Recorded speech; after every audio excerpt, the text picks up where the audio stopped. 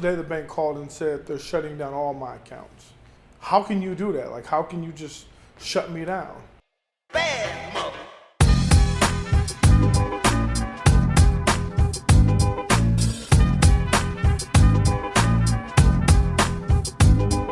Paid the cost to be the boss. Paid the cost to be the boss.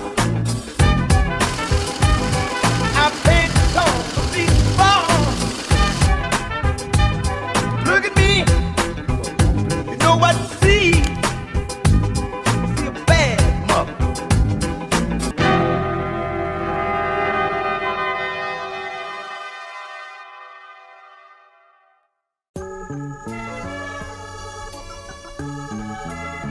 We just got our grading permit, and this is all new to me. This is my first building.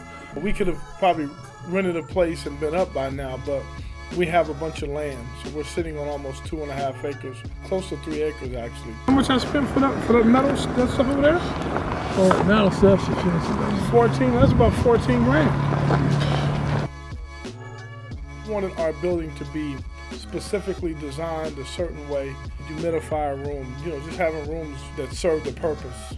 But we're going through the pains of so many intricate parts that you're just like, how come this can't be that easy? I'm in the medical marijuana business now. I haven't made a dime from it. And the problem is I have other businesses that I run. And today the bank called and said they're shutting down all my accounts. How can you do that? Like, how can you just shut me down?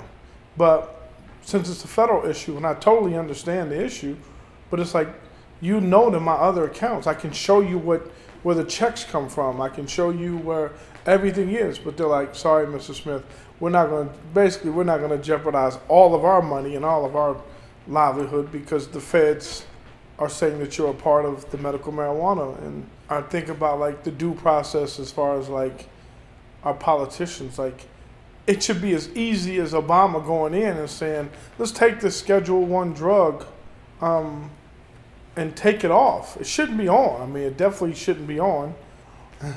And Sean's like, yo, man, in 8 months, man, I'm like, I got credit lines with these people. I got, bills that I run my business through. And it's funny because it's like, nope, shutting it down. We don't care. We could care less. When all this stuff hits the fan and it gets going and those accounts are going real tough, don't call me. Don't even waste your time. So I put it out there. I know Bank of America don't care about little old me, but when you look up and, oh, Mr. Smith, you made $7 million this month.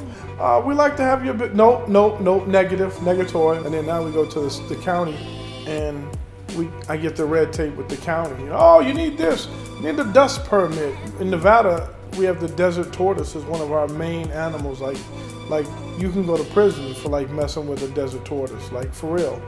And like I had to pay fees for that, and then we had to pay a transportation tax.